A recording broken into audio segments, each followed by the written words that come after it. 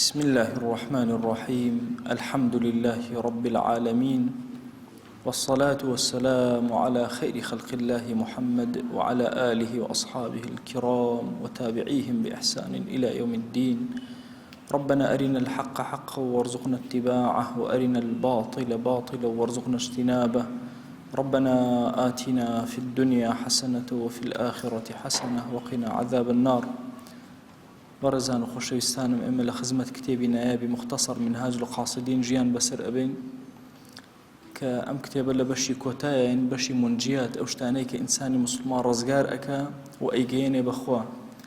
واتە ڕێگاکانی بەرەو خوا چوون. ئێمە باسەکەین و لە خزمەتیانە ئەوەستین. لەناو ڕێگاکانی بەرەو خوا چوونە باسی تەوبە و باسی زوهد و یەکێک لە بابەتەکان باسی محەبەت،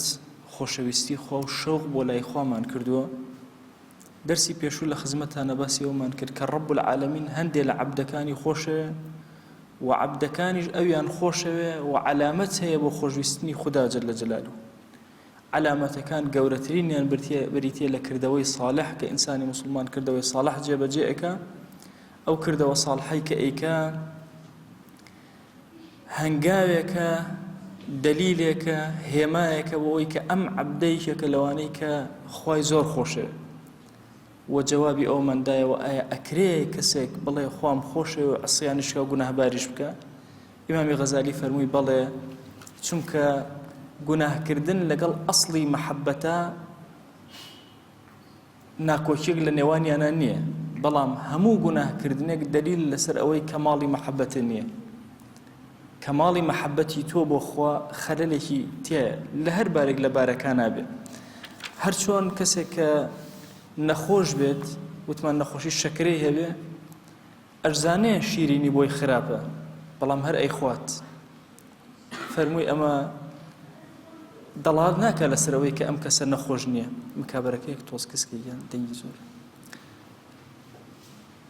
ئەمە دەڵات ناکە لەسەرەوەی ئەم کەسە محەبەتی بۆ خوا جەل جەلالوه نییە، بە پێچەوانەوە ئەم کەسە محەبەتی هەیە، یان دەڵات ناکە لەسەرەوەی کە ئەم کەسە نەخۆش نییە کە شیرینی ئەخوا و نازانێ ئەمە خراپە، بەڵام حەزی بۆ ئەم شتە، شەهوەتی بۆ ئەمە زاڵ ئەبێ بەسەریا وای لێ ئەکات کە تووشی ئەو حاڵەتەی ئەکا کە ئەو خواردنە بخوا کە خراپیشە بۆ ئەم، گوناهیش بە هەمان شێوازە. بەخوا سوور ئەزانی ئەوە پێچەوانەی مەحەبەتە، بەڵام تۆ هەر دەستی بۆ درێژ ئەەکەی، هەنگاوی بۆ ئەنەی ئەی خۆی نزیکەکەویتەوە لێی. ئەو نزیک بوونەوە ئەو هەنگاوانە هەر هەمویان ئەبێتە دەلیلی ئەوەی کە ئەم ئینسانە ئەسڵی مەحەبەتەکەی هەیە، بەس کەماڵی مەحەبەتی نییە. ئەمڕۆ هەندێک لە عەلاماتی تر باسەکەین، لە عەلاماتەکان کە دەلیلن لەسەر ئەوەی کە تۆ مەحەبەتت بۆ خوا جەل جەلالوه وجودی هەیە لە ناختە و چەنێ بەرزە، چەنێ نزمە ئەو مەحەبەتە. دیقەت بدەن، ئەفەرمێ یەکێک لە عەلامەتەکانی مەحەبەت بۆ خوا جەل جەلالوه ئەوەیە ئەم کەسە قاڵ بێ لەگەڵ ذکری خوایە. بەیانی تا ئێوارە هەر ذکری خواکە، هەر یادی ئەوکە، باس لا يفتر عنه لسانه، زمانی بێ ذکری خوا نەبێ، ولا يخلو عنه قلبه، دڵی بێ ذکری خوا نەبێ. فإن من أحب شيئا أكثر من ذكره بالضرورة، كسي شتيكي خوش ويزد زور زور ذكري أكا وهر شتيك بيوز ببا وهموي باسكا دائما لخزمتي خوايا وباسي خوا جل جلاله ذكري خوا كألين باسي ذكري خوا أكا لو شيء بيت الذهن من بلن والله يترأم كسا مثلا كسي كصعبدناك حدا أنيشنا والله صعبتت خوتنت قسكرنا هلصانت دانشنا هموي لبيناوي خوايا. ئیمامی ئەحمەد ئەفەرمێ کەسێک سەفەری کرد لەگەڵ کەسێکە ئەگەر مەحەبەت و خۆشی و نزهە و سوعبەتی لەگەڵا دەرنەبڕی، ئەفەرمێەوە دەڵاتی ئەوەکە کە قلەتی دینیەتی، تێنەگەیشتنێتی لە دین، فەهمیەتی لە دین. بەعکسەوە هەموو ئەو شتانەی کە لە جیهانە لە ژیانی ڕۆژانەی خۆمانە جێبەجێکن ئەیکەین بە زیاتریشەوە، بەڵام دڵمان پڕە لە خودا، دڵمان پڕە لە ئەڵڵا وشەی ئەڵڵا. لەبەر خاتی خوش صعبەت ئەەکەی، لەبەر خاتی خوا ژیانی خۆت گوزەر ئەەکەی، لەبەر خاتی خوا ئەخەوی، لەبەر خاتی خوا هەڵئەسی. هەموو جوڵە و حەرەکەیەکت بە ناوی ئەو لە پێناوی ئەوە ئەبێ. ئەفەرمێ ئەو کەسەی کە خۆشەویستی خوا لە دڵیا چەسپی بێ قورئانی زۆر خۆشەوێ قورئان لەکوێ کەلیمەیەکی قورئانی بینی بەعەزیم سەیری ئەکە لە خزمەتیا ڕائەوەستێ ئەی خوێنێتەوە کەلیماتەکان بە تەفسیرەوە لە خزمەتیا دائەنیشن چەندێ قورئان زیاتر خۆشویست ئەوە دلیل لەسەر ئەوەی زیاتر مەحەبەتێ بۆ خوا هەیە جەل جەلالوه ئەفەرمێ حبی پێغەمبەری خوا صلی الله عليه و آله وسلم حبی سنەتەکانی لەکوێ گوێ لێ بوو ئەمە سنەتی ئەوە ڕاکە جێبەجێ کرد ئەوە دلیلە بۆ تۆ لەسەر ئەوەی کە تۆ خوات جەل جەلالوه زۆر خۆش ئەوێ طبعا حبی قورئان دیقەت بدنن پەیوەندی ئێمە لەگەڵ ئاسمانە پەیوەندی ئێمە لەگەڵ خوایە جەل جەلالوه بریتێ لە قورئان دەی هەر کەسێک لە ئێمە کە لە خزمەت قورئانە ئەوەستێ و ئەی خوێنێتەوە و یادی خوا ئەکا لە ڕێی قورئانەوە دلیل لەسەر ئەوەی کە دڵی پڕ لە مەحەبەتی خودا جەل جەلالوه أفرمي خوا جل جلاله لا يكيق لآيات كان أفرميتي قل إن كنتم تحبون الله فاتبعوني يحببكم الله أجر إيوه خداتان خوش إيه شويني منك ون في غمريان صلى الله عليه وآله وسلم أفرمي أو كاتا يحببكم الله خوش إيوه خوش هر سنتي هر فرمايشتي يعني برواكن استا يعني جورق لقلتي أدب لإما دروز وبرام بقرآن برامر بالسنة كتابي سنة كتابك أبيني فرمايشتي في غمري خويتي صلى الله عليه وآله وسلم بأدب وسيريك خو إمام بخاري بو هر فرمايشتي كتحقيقي أكا دزنوج أقري دور كان نوجك إنجا لخزمة أو فرمايشتا دانش دراسيك أو تحقيقيك بويا أم جورا كالفامي إما لمسألة أدب زور زري اللي داوي وهمو بيرتان جاران كأجر قرآن بهن راية هر همو خلق لبري هالأصال أدبي برامن بقرآن زور قورب كسي نيتواني قاچي بإشايا قاچي نبويا دسي أقر بسر سريو حرمة بو قرآن لبر قوري قرآن دواتر زور وتراوتي أنا ما بدعته نبو ونابي إنسان هلسي لبر قرآن بينما ابن تيمية خوي باسي أو أكات أفرمي أقر لناو هر كومالقايكا لفتاواك لناو هر كومالقايكا خلق لبر يكتريبو بعادة هلبسن أو لا وايو السنة كلبر قرآن هلبسن وإلا شوها قرآن بين ريزي لي بقول كلميك الله لشوينك لسر زيوا بين هل يقرأوا نيالي بكيوتا بن بي إما قورة كدني أمشي عراني دين هموي لمحبته ليه رو هلا قولي شان إخوات خوش بي جل جلاله تصورك جاران فقيه كاتك ريزو حرمتي كتاب وقرآن وأوانان أقرت بهيش شوازي الربا قبلة قاتشان رانا إكير أدبك برامبر بقبلة من شاندين كسم أبينين كسي ديندار وخواناز بحياتي بشيان نأكد قبلة كدا أنشتن إلا لكاتي خطبة محاضرات نبي إلا الربا قبلة دا أنشتن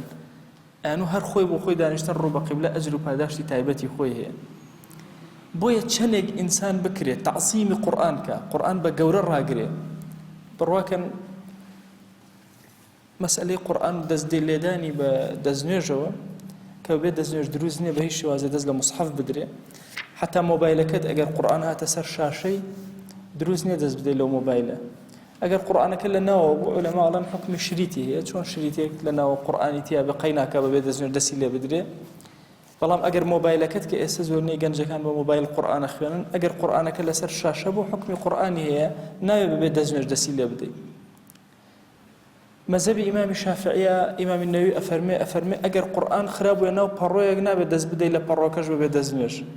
لناو صندوقك أبو دز بودني دز بي لصندوقكش كدزنيج النبي أو ندرز لقرآن جيراو بويا إمام مسلمان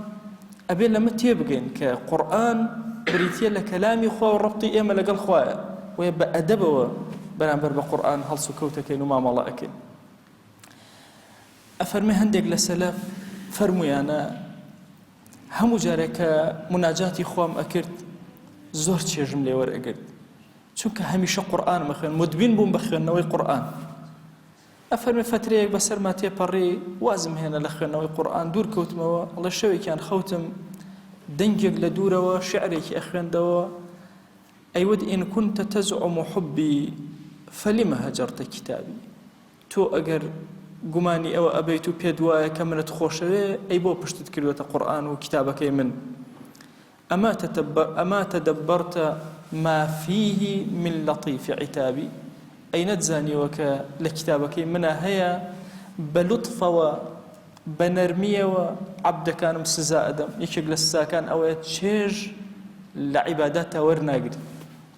بخوا أجر رب العالمين عقوبات بدا هرشي مال وسروت وسامان وخزم وكسوكار هم يلبسنته لا شت هنجر بخوي نخوشيه نك عقوبات بدا بورقتنوي تشيجي نيج وطاعة وعبداتي وذكرت أو تشيجي كلوي وري أجري جواز لو تشيجانيك للدنيا دا دزجيرد أبي لهو شيء برسيد بيتشيج لخوار نبكي والله تشيجي معنوي والروح للدين داري جورتين عقوبة أويك أو تشيجد لي وربيجيرت بوي إنساني مسلمان أبي زور أجي لي لخدمتي قرآن زور بوسته یەکێک لە علاماتەکان لەگەڵ خوا خۆشویستنی خوا ئەوەیە بەتاقی تەنها کە دانیشتی کەس ئاگای لێ نییە کاتێ تەرخانکە وەلەو 10 دەقیقە بێت لە شەو ڕۆژێکە پەیوەندی لەگەڵ خوایە بەسە لەگەڵ خوایە پەیوەندی بکە بەتاقی تەنها با کەس ئاگای لێ نەبێ هەندێک جار گەنجێک کە هەڵەیە بە مۆبایلەکەی ئەکا هەوڵ ئەدا بیشارەتەوە کەس ئاگای لێ نەبێ زوو مەسحی ئەکا نایهەڵێ کەس بیبینێ لە سوچێکە کەس ئاگای لێ نەبێ وەرە پەیوەندی لەگەڵ ڕەب العالەمین بکە بە بێ ئاگاداری کەس خەلوە لەگەڵ خوایە بکە لەگەڵ ئەوە دابنیشە مناجات کە لە بینی دەستی ئەوە کتابەکەی ئەو بخوێنەرەوە شەو نوێژت بە هەبێ ئاگاد لێ بێ هادیئی و هێواشی شەو لەدەست دەرنەکەی ئیلا هەندێک لە کاتەکانی شەوت بۆ خوا جەل جەلاله سەرف بکە کەمترین جۆری مەحەبەت ئەوەیە کە چێژ وەرئەگری ئەو کاتەی بە تەنهای لەگەڵ خوای خۆتە ئەمە کەمترین جۆرە کەمترین جۆر ئەمەیە کە هەز بە نیعمەتەکەی کاتێ مناجات لەگەڵ خوایە ئەکەیت و قسە ئەکەیت و ذیکر ئەکەیت و دوعا ئەکەی لە بەردەم ئەوە لێ ئەپاڕێتەوە لێ ئەلاڵێتەوە دەی کاتێک دانێ بۆ خەڵوەت کاتێک دانێ بۆ لەگەڵ خوا بوون بەتایبەتی لە شەوە ئەفەرمێ عابدێک لە عابدەکان زەمانێک خەریکی عەبدایەتی بوو دواتر ئەیبینی مزگەوتێکی بچکو و کوخێکی بچووکی بۆ خۆی دروست کرد و خەریکی دینداری بوو خواناسی بۆ خۆی ئەکرد بە تاقی تەنها هەموو جارێک کە ئەچوو دەستنوێژی ئەکرد ئەیبینی تەیرێکی زۆر جوان لە شوێنێک هێلانەی کردو و دەنگێکی زۆر نەرم و ناسکی هەیە و ئەخوێنێت بیری کردەوە ئەگەر ئەم پەرزگایی خۆم ببمە نزیکی ئەم شوێنە بۆی هەندێک جار گوێم لەم دەنگە خۆشەی ئەم تەیرە جوانە بێ ئەفەرمێ ماڵۆسکەکەی خۆی کوخەکەی خۆی هەڵگرت لە پوش و پەڵاش دروستی کردبوو لەو شوێنە دایناکە لە نزیک دارەکەوە بۆی گوێی لە دەنگی ئەو تەیڕەش ببێ ئەفەرمێ خوای گەورە عیتابی لەسەر ئەمە لێگرت هۆ عەبدەکەم ئایا لەگەڵ ئونسی منە و لەگەڵ قسەکردن لەگەڵ منە و لەگەڵ مەحەبەتی منە ئەتەوێ مەشغوڵ بی بە کەسێکی ترە و دەنگێکی ترە و سەوتێکی ترە ئایا ئەتەوێ لەگەڵ دەنگ و سەوتی منە سەوتێکی تر ببیسێ عەبد عقوبەی دا رب العالمین لەسەر ئەمە چێژی مناجات لە چێژی مناجات بێ بەشی کرد تەسەوەر کە ئینسان کاتێکی ئەوێ فەراغ وەرگرێ واز لە دنیا بێنە بیری دنیا لێگەڕێ بینی خۆت و خوا دابنیشە لەگەڵ ئەوە پەیوەندی بکە علامەتی مەحەبەتی تۆ ئەوەیە کە کاتێک قسە ئەکەی لەگەڵ خوایە زۆر ئاسوودە و ئارامی کاتێک کە لەگەڵ ئەوای بەتاقی تەنها زۆر چێژ وەرئەگری ئەگەر لێی دوور کەوتیتەوە هەز بە وەحشەت ئەکەی هەز بە بێتاقەتی و بێزاری ئەکەی هەر کاتێک ئەم حب و ئونسە لەگەڵ خوایە زاڵ بوو بەسەر تۆیە ئیتر ئەو کاتە خەڵوەت و بە تەنهابوون لەگەڵ خوایە و مناجات لەگەڵ ئەوە بەشێکە بێ لە ژیانی تۆ چێژ وەرگرتن ئەبێ چێژ وەرگرتن بێنە پێشاوی خۆتان پیاوێک خوای گەورە یەک مناڵی پێ عەتاءەکە یەک کوڕ گەورە ئەبێ عمری ئەڕوا نزیکی 70 ساڵ عمری هەیە لەپڕ کوڕەکەی ونەک نازانێ لەکوێ ئەگەڕێ ئەم سەر ئەو سەر کوڕ دیار نییە ئەپاڕێتەوە دەی تا کوڕی دەستگیر ئەبێتەوە کە کوڕێتەوە لای نازانێت چۆن سەیریکە نازانێت چۆن قسەی لەگەڵاکە نازانێت چۆن لە باوەشی گرێ بەبیرمە زۆر کات لە تەلەڤیزیۆن سەیری ئەومە کرد کە شەڕی عێراق و ئێران تەواو بوو ئەسیرەکان ئاڵوگۆڕیان پێ ئەکرا هەندێ ئافرە دەبوون ئەبورانەوە کاتێک کە کوڕەکانی خۆیانیان ئەبینی دوای چەند ساڵێک نەیان بینی بوو نەیان ئەزانی چی بکەن لە خۆشیە ئەم مەشهەدە پێغەمبەریان صلی الله عليه و آله وسلم ڕۆژێ لە خزمەت هاوڵانە ئەفەرمێ کۆمەڵە جەواری گیرا بوو ئافرەت کۆمەڵە مناڵیشیان لەگەڵا بوو جیا کرانەوە لە یەکتری ئەفەرمێ ئافرەتێک چوو بۆ سەر نوکی پەنجەی سێری مناڵەکانی ئەکرد مناڵێکی لەناو مناڵەکانە ئەهات و ئەچوو ئەفەرمێ ئەم ئافرەتە لە پڕ مناڵەکەی خۆی بینی و باوەشی پیا کرد تۆن نەی ئەزانی ماچی ئەکرد دای ئەنا شیری بداتێ چی لێ بکە پێغەمبەری خوا صلی الله عليه وسلم بە هاوڵانی فەرمووی ئایا تەوەقع ئەکەن لەم کاتەیە ئێستا ئەم ئافرەتە ئەم مناڵی خۆی بخاتە ناو ئاگرەوە وتیان نا وەڵڵا ئەوە هەر نازانێت چی لێ بکە لە خۆشیە فەرمووی دە وەڵڵاهی رەب العالەمین لەم ئافرەتە زۆر بەڕەحمترە بۆ عەبدەکان وەڵڵاهی ئەم ئافرەتە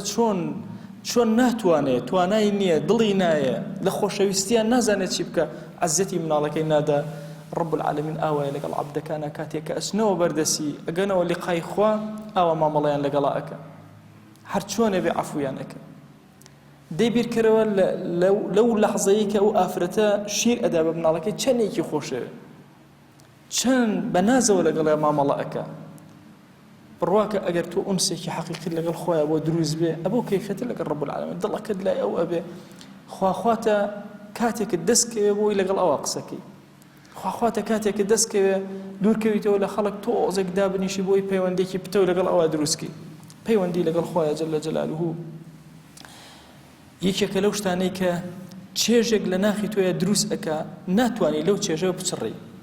هەر کاتی ئەم حاڵەتە بۆ تۆ دروست بوو ئەوە یەکێکە لە علاماتەکان کە تۆ خوات جەل جەلالوه زۆر خۆشەوێ هەر کاتێ ذیکرێکە لە دەستدا تاعەتێکە لە دەستدا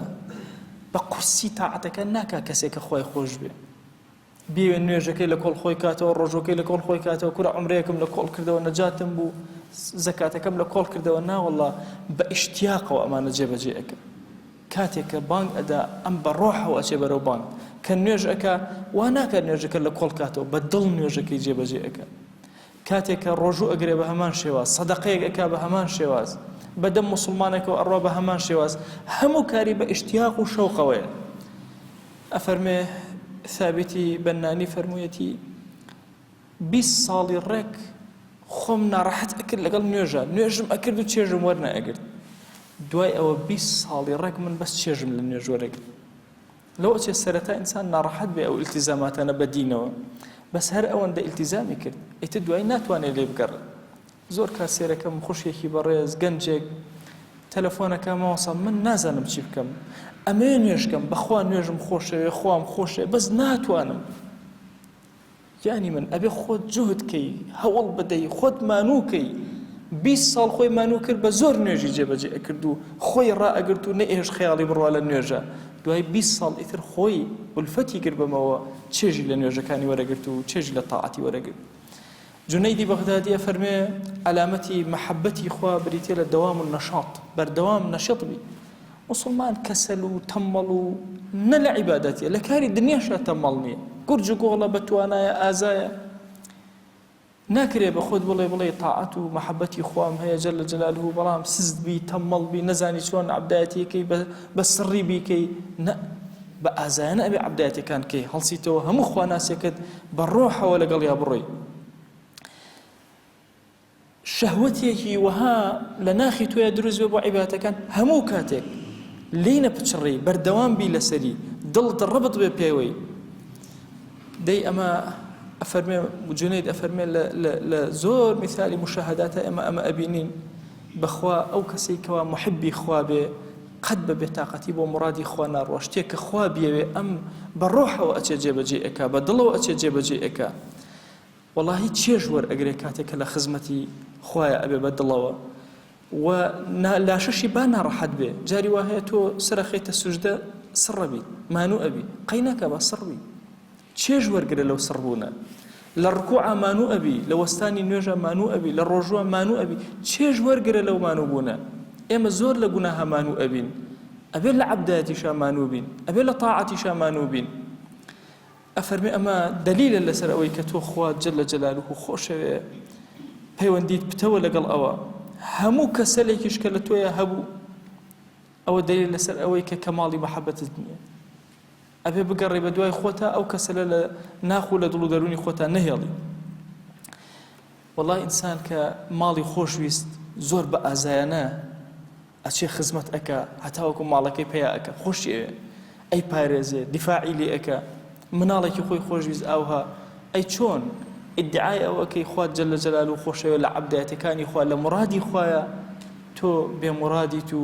هیچ شتێکت نییە و زۆر بە تەمەڵی جێبەجێ ئەەکەی نا بەعکسەوە بێ زۆر ئازایانە پەلامار بدەیت و جێبەجێ بکەیت. تەسەوورکەن دوو جۆر ئافرەت بێنە پێش چاوی خۆت، هەردووکیان میوانیان ئەڕۆ. ئافرەتێکیان بە بێزاری و بێتاقەتی نانێک دروستەکە، نانەکەی بۆ میوانەکەی دروست کردووە بەڵام حەزی بە میوانەکە نییە، هەر بە زۆر دروستی کرد. هەموو ئەو شتانەی کە کردوێتی لەوە ئەچێت جەماڵێک و جوانێکیشی هەیە، بەڵام ئەو خواردنە نیە کە ئافرەتێک دروستی ئەکا بە ڕۆح دروستی ئەکا و هەوڵی لەگەڵا ئەدا، بۆ چونکە ئەزانێ ئەجری لەسەر وەرەگری، ئەزانێ خوایەک بۆ عەزەمەتە حورمەتی لە میوان ناوە ئەم حورمەتی لێ ئێنێ. ئەم دوو شێوازە زۆر جیاوازن لە یەکتر. بۆیە ئەڵێن ئافرەتی عاقڵ ئەو کەسەیە کە میوانەکەی ڕایە ئەکا خواردنەکەی تامی خۆشە، ڕەنگی جوانە، بۆنی خۆشە، بەدڵ لێنراوە. ئەگەر بەدڵ لێنەرابێ هەرچی شتە تایە کردوێ بێتام. یان مەرجنی ئافرەتێک کەسێک مەطعەمێکی هەیە، ئەگەر یەت بە ڕۆح خواردنەکە دروستەکە بۆ ئەو کەسانێک هەیەن زۆر جیاوازە لەوەی کە بە بێتاقەتی بێزاریەکەوە خواردنەکە لە کۆڵ خۆی ئەکاتەوە. وەستایەک کە کاتێک ئەوێت کارەکەی بە جێبەجێکە بە دڵ کارەکەی خۆی جێبەجێ ئەکات،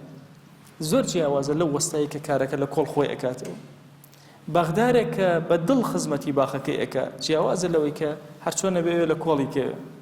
ئەم دوو شتە زۆر جیاوازن لە یەکتر. بۆیە تۆش کاتێکەوە عەبدایەتێ لە کۆڵەکەیتەوە فويل للمصلين الذين هم عن صلاتهم ساهون. خوا جل جلاله کە باسی نوێژەکە قەت باسی مصلی ناکە، باسی نوێژکەر ناکە. والمقيمين الصلاة باسی ئەوانە کە نوێژ ڕائەگرن. بۆ نوێژ یانی چۆن نوێژ ڕائەگرم؟ لە کاتی زەممە ئەفەرمێ مصلین نوێژکەرەکان کە ئاگایان لە نوێژەکانیان نییە. لایەکی ترەوە لە باسی ئەوەی کە بڵێن نوێژەکان جێبەجێکەن ئیقامی سەلا باسەکرێ. یەکێ لە ڕوکنەکانی دین ناڵێن ئەسەلات، ئەڵێن ئیقامەت السەلات، ڕاگرتنی نوێژ، واتە بەدڵ نوێژەکەت بکەی، بەڕۆح لە خزمەتی خۆیابی. بۆیە ئەم کەسەر و تەمەڵیە دلیل لەسەر نەبوونی کەماڵی حوب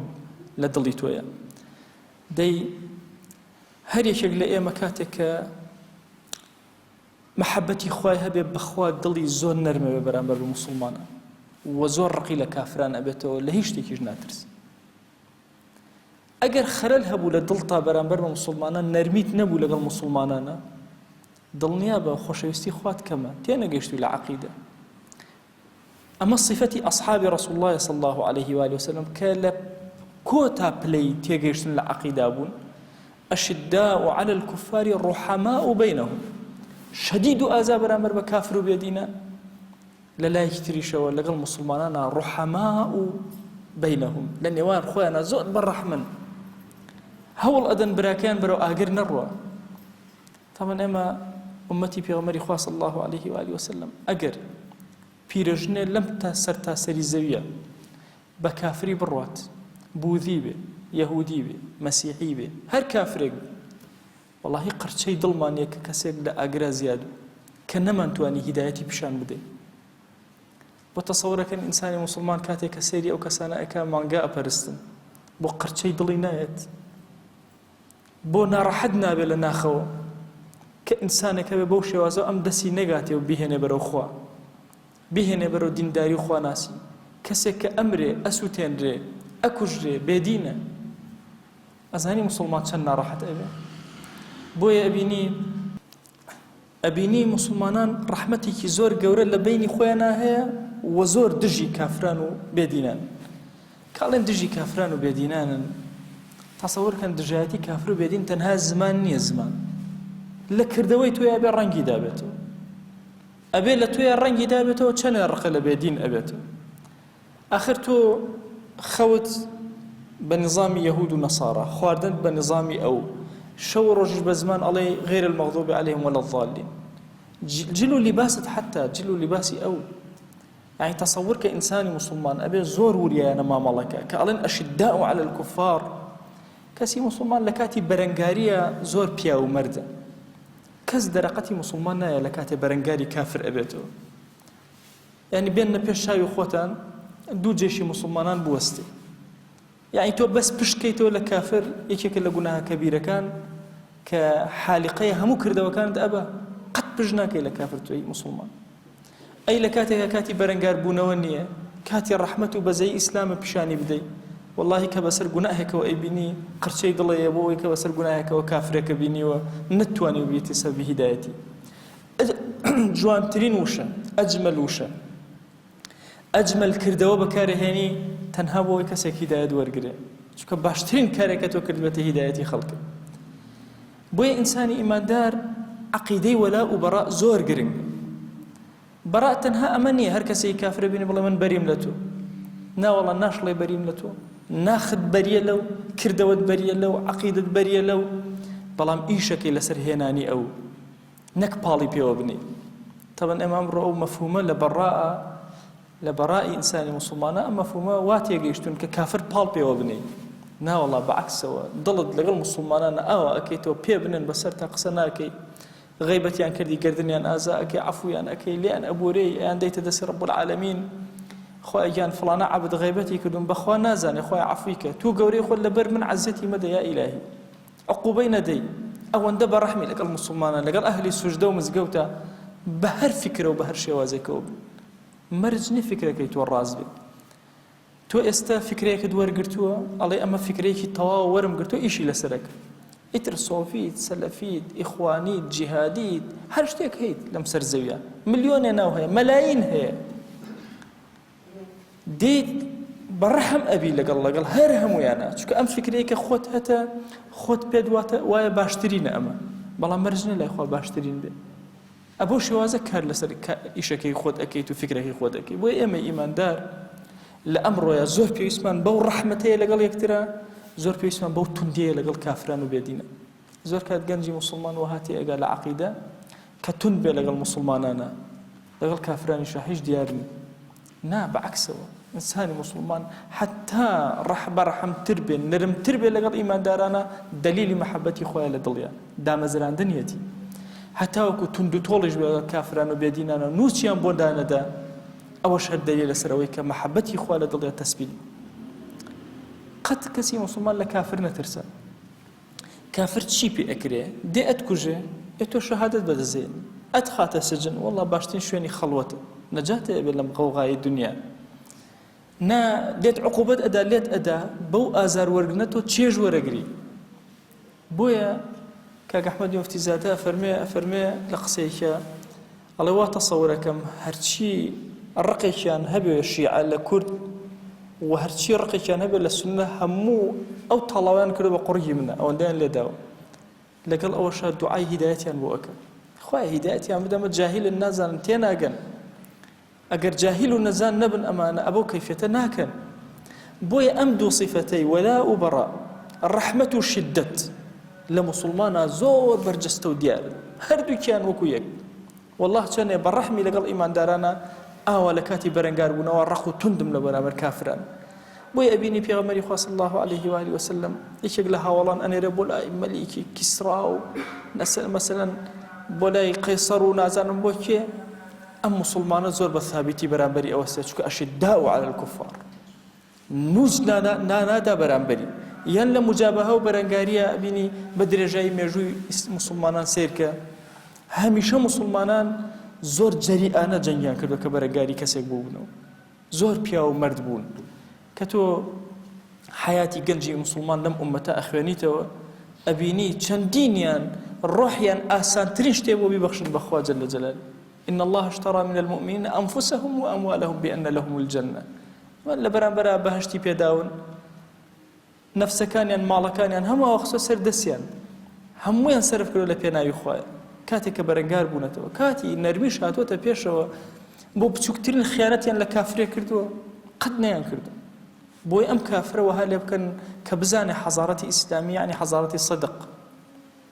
یعنی حەزارەتی عەدەم خیانەت.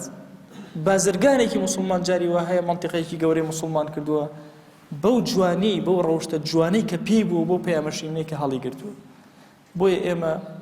ئەم دوو صیفەتە وەکو غەزالی ئەفەرمێ هەردووکیان دەلیل لەسەر حوبی خوا، چەندێ بەڕەحم بی لەگەڵ ئیمانداران، چەندێ بە شیدەت بی لەگەڵ کافران و بێدینان.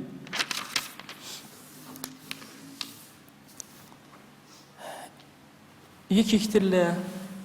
علامەتەکانی مەحەبەت بریتیە لە ترسان، لەوە ئەچێ سیر بێ بەلاتەوە بڵێ کەسێکی خۆش بێ چۆن لێ ئەترسێ خەوف و حوب چۆن پێکەوە کۆ ئەبێت هەومان ئەزانین مناڵ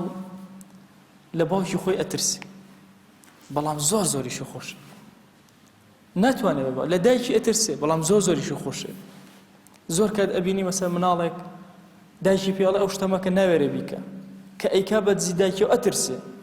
دوایش کە دایکی لێ ئەدا دوای تون باوەشەکاتەوە بە دایکێ بۆ چونکە ئەمە ئەو پەڕی مەحەبەتە لەگەڵ ترسا پێکەوە کۆبووەتەوە لە دڵیە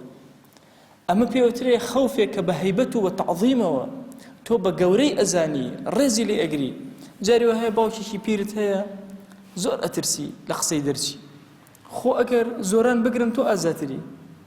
نا بەڵام ئەمە خەوفێکە خەوفی هەیبەت و عەزەمەت و وقار و ئەدەبە بۆیە لەگەڵ ڕەب العالەمین یەکێک لە عەلامەتەکانی مەحەبەتی خوا ترسانە لە خوا چەنێ بە هەیبەتەوە لە خوا زیاتر بترسی ئەوەندە زیاتر دلیل لەسەر ئەوەی کە مەحەبەتی خوا لە دڵتا چەسپیوە کۆتا قسەمان لە باسی مەحەبەتی خوایە و عەلامەت بۆ ئێمە کە مەحەبەتی خوامان هەیە بریتێ لە شاردنەوەی مەحەبەتی خوا ئەی ئەو کەسەی کە دڵت پڕ لە خۆشەویستی خوا مەحەبەت لە زمانتەوە لە چاوتەوە لە گوێتەوە لە دڵتەوە ئەپژێ و دەرئەچێتە دەرەوە هەوڵدا خۆشەویستەکەت بشاریتەوە وا پیشان مەدە لە پێشچاوی خەڵکە کە تۆ یەکێکی لە محبینی خوددا و ئیتر تۆ یەکێکی لە ئەولیای خوا و هەمیشە وەلیەکانی خوا لەسەر زەویە خۆیان شاردوێتەوە ئەوانەی کە خۆیان زۆر خۆشویست و خۆیان شاردوێتەوە بۆیە بەشێک لە ئیجلالی خوا و گەورەی خوا ئەوەیە کە ئەو حوبەی لە دڵتایە کەتمی کەیت و بیشاریتەوە دەی خۆشەویستی هەر خۆی بۆ خۆی سڕێکە لە ئەسراری خوا لە دڵی تۆیە دەی سڕەکەوەکو خۆی بهێڵەرەوە با کەس پێت نەزانێ بۆی ئەڵێن شەوێکی تار شەوێکی ئارام هەڵبژێرە بۆ پەیوەندی لەگەڵ خوایە بۆی کەس لە نێوان تۆ خوایە نەبێ کەس بە تۆ نەزانێ بینی خۆت و خوا سەدەقەیەک ئەکەی با کەس نەزانێ هەمیشە بێ کۆمەڵی ئەعمالی سڕمان هەبێ ئەم ئەعمالی سڕانە دلیلن لەسەر ئەوەی کە تۆ زۆر ڕەب العالەمین خۆش ئەوێ مەحەبەتەکانە بشارەوە هەموو ئەوانەی ئەیکەی هەوڵ بدە لە پێناوی خوایە زۆر بەنهێنی بیکە خۆ هەموو ئینسانێک حەز ئەکا خەڵک پێی بڵێ چاک ئەوە منافی نییە لەگەڵ ئەوە زۆر تەبیعیە ئەوە فیترەتە لە ئینسانە مناڵێک کە پێی ئەڵێ ئەو ئیشت باشە دەستە خۆش بێ پێی خۆش کە پێی ئەڵێ ئەوە خراپە و تۆ هیچ نیت پێی ئەشکی نا هەوڵ بدە هەمیشە کاتێکەوە مەحەبەت دەرەبڕی بینی خۆت و خوا بەنهێنی بێ ئەگەر زمانی خەڵکیش بە باشە باسییان کردی ئەوەیە کە لە نیعمەتەکانی خوا بەسەرتەوە بە خراپیش باسییان کردی هەر ئیمتیحانێکی ڕەب العالەمینە تۆ نابێ بگۆڕێ تۆ عەبدایەتی خۆت بۆ خوا ئەکەی بینی خۆت و خوا ڕێککەرەوە ساغکەرەوە لەگەڵ ئەوە پەیوەندی ڕاگرە وا کتمانی سڕەکانت کە جاران شێخێکی گەورە کە ناوی بهێنرایە ئەیانوو قەدەس الله سره قدس الله سره هەندێک لە پیاوپیرەکان ئەیانود و ئەسره ئیسرارا یعنی خوای گەورە تەقدیس و گەورە بکە سری ئەم کەسە و زیاتر بۆی بشارێتەوە مەسەن باسی شێخی گەیلانی ئەکرا باسی معروفی کەرخی ئەکرا باسی جونەیدی بەغدادی ئەکا سری سەقەتی ئەکرا و پیاوە گەورانە ئەو وەلیە گەورانە هەمویان بەو شێوازە ناویان ئەهێنرا حتى ابن قيم رضا ورحمة خواه إليه كباسي ابن تيمية أكا على قدس الله أسراره خوای گەورە سیڕە شەریفەکانی جوانەکانی بینی خۆی تەقدیس کا بۆی گەورەکە بۆی بشارێتەوە ئەم بابەتی حوبە کە تۆ ئەیشاریتەوە عەلامەتێکی زۆر قەویە بۆ تۆ کە تۆ خوات خۆشەوێ هەم خوات خۆشەوێ هەم ئەتەوێ کەس بەم حوبە نەزانێ لە نێوان خۆت و ڕەب العالەمینە بێ بیرکەرەوە کەسێکی خۆش ئەوێ ئایا حەزەکە هەموو خەڵکی بزانن کە ئەو خۆشی ئەوێ بێگومان نەخێر ئەیشارێتەوە بە هەمان شێواز هەوڵ بدە تۆ مەحەبەتەکانە لەگەڵ خۆیان بشاریتەوە بە کۆمەڵی ئەعمالی زۆر کردەوەی ساڵحی زۆر بینی خۆت و خوا جێبەجێیان کە وە کردەوەکان هەمویان بشارەرەوە لعل رب العالمین بە یەکێک لەو کەسانە قبوڵت ئەکا کە محبی خۆیەتی و خۆشەویستی خۆیەتی خوای گیان داوات لێ ئەکەین بە ناوی جوانت بە صیفەتی بەرزت بە ئیسمی عەظەمت ڕەحمەت و بەزەیی خۆت بەسەرمانە ببارێنە دڵمان بگێڕە لەو دڵانەی کە تۆیان زۆر خۆشەوێ یا رب العالمین یا ربی خۆیان محەبەتی خۆت بەسەرمانە دا ببارێنە خۆشەویستی خۆت بەسەرمانە دا ببارێنە دڵمان ئارام کەرەوە بە نوری قورئان یا رب العالمین خۆی بمان گێڕە لەو عەبدانەی کە قورئان لە دڵیانە زۆر خۆشەویست و شیرینە یا ربی خۆیان چێژی عەبدایەتی و شیرینی عەبدایەتی لە دڵمانە بچەسپێنە خۆی داوات لێ ئەکەین کاتمان بدەرێ فراغمان بدەرێ خۆت دڵمان بگرە بۆ لای خۆت یا رب العالمین خۆی بەخۆی ئەمە عەبدانێکین ئەگەر چی هەڵە و کەم و کوڕی و چاردی و تەمەڵیمان هەبێ بەخوا پەروەردگارە تۆمان خۆشەوێ یا ئیلاهی زەمینەمان بۆ بڕەخسێنە یا ئیلاهی کاتمان بۆ بڕەخسێنە یا ربی خۆی دڵمان پەیوەستی خۆت کە ڕۆحمان پەیوەستی خۆت کە یا رب العالمین خۆی بەزەیی و کەڕەمی خۆت بەسەرمانە ببارێنە عەفو و میهرەبانی خۆت بەسەرمانە ببارێنە لێ خۆشبوونی خۆت بەسەرمانە ببارێنە یا ربی خۆی گیان داوات لێ ئەکەین بە ناوی جوانت بە صیفەتی بەرزە بە ئیسمی عەظەمت هەڵە و کەم و کوڕ و عیبەیەکمان هەیە خۆی عەفومان کە خۆی لێمان خۆش بە پەروەردگارە بەخوا ئێمە عینادی لەگەڵ تۆیە ناکەین یا ئیلاهی بەخوا قەناعەتمان بە هەموو فەرمانێکی تۆ هەیە خوایە ئەگەر جارێ لە جارەکان شەهوەت زەڵ بوو بەسەرمانە تووشی عیبە هاتین لە بەردەم تۆیە تو گەورەی خۆت بمان بورە بمان بەخشە عەفومان کە بمان شارەرەوە یا ربی خوایە سەترمان کە یا ربی خوایە داوات لێ ئەکەین بە ناوی جوانت بە صیفەتی بەرزە بە ئیسمی عەظەمت لە گوناهی دایک و باوکمان ببورە لە گوناهی خزم و کەس و کارمان ببورە یا ربی خوایە داوات لێ ئەکەین لە گوناهی ماوەسە و قوتابیمان ببورە یا ئیلاهی داوات لێ ئەکەین بە ناوی جوانت بە صیفەتی بەرزت بە ئیسمی عەظەمت خوایە ئەم عەبدانەی تۆ هەموو کۆمەڵێک کێشە و گرفتیان هەیە یا ربی خوایە تۆ صاحبی هەموو شتێکی ئێمەی یا ئیلاهی ئێمە زۆر زەلیل و فەقیری بەردیوانی تۆین یا ئیلاهی هەموو ئەوەی ئەمانەوێ پێمان عەتاکە هەموو ئەوەی ئەمانەوێ پێمان وبەخشە یا ربی خوایە داوات لێ ئەکەین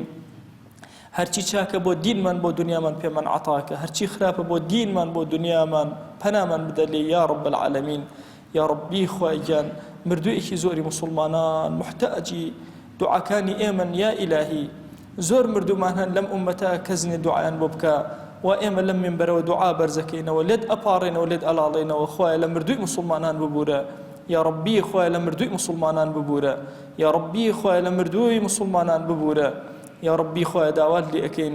لە ئومەتی پێغەمبەریان صلی الله عليه و آله وسلم قبولمان کە بە شوێن کەوتەی ئەو حسابمان کە لەژێر سێبەری ئاڵای ئەوە حەشرمان کە